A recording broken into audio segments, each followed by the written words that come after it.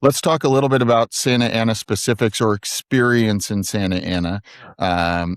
I've been doing this a long time. Santa Ana was a market that had a lot of longtime owners who'd built up equity over 20 or 30 years. How did that passing overnight impact their property? It impacted it in a huge way.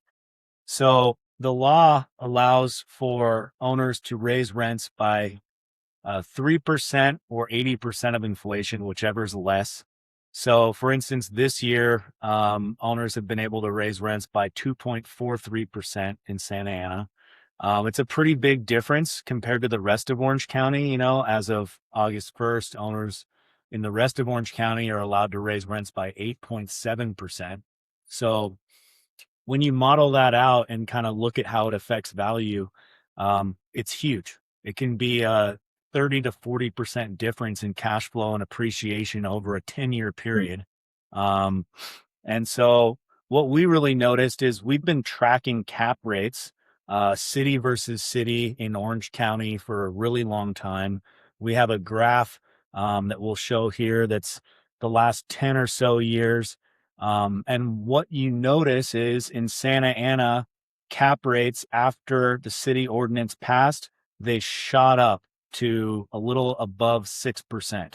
So people are needing to offer around a 6% or a little bit higher than a 6% going in cap rate on average for buyers to close on a deal in Santa Ana.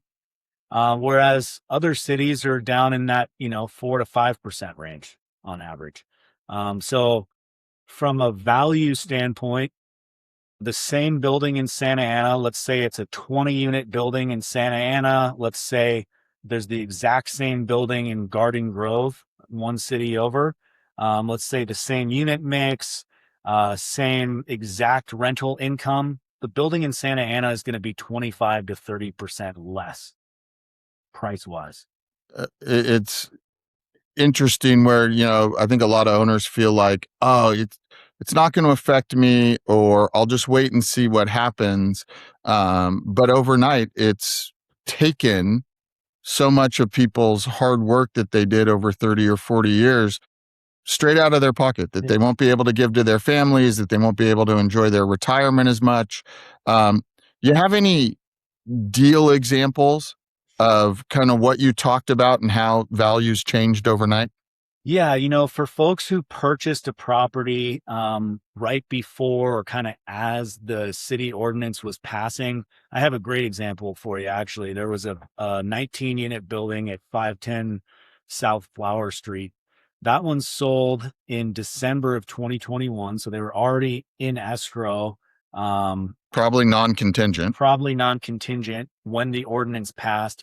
They closed that deal for 5.4 million in 2021, and it recently sold in July of 2025 for 3.7 million. Exact same building, rents were higher than they were when it closed in 2021.